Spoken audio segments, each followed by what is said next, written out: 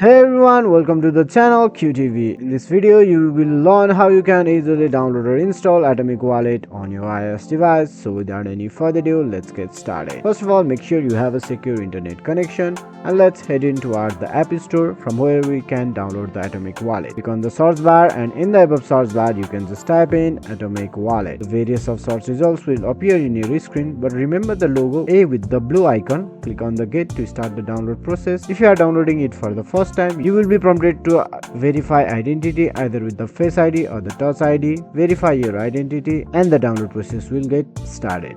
Finally, the app has been installed in your device. Click the open to explore the app. By opening an app, you will be prompted in this type of interface. You can create a new wallet or restore your Atomic Wallet. That's it for today guys. Thank you so much for watching video till the end. We will bring more of this type of content in upcoming days, so make sure to hit the like button. Also, do not forget to subscribe our channel and set the bell icon to all. Feedbacks and queries are truly appreciated in the comment section.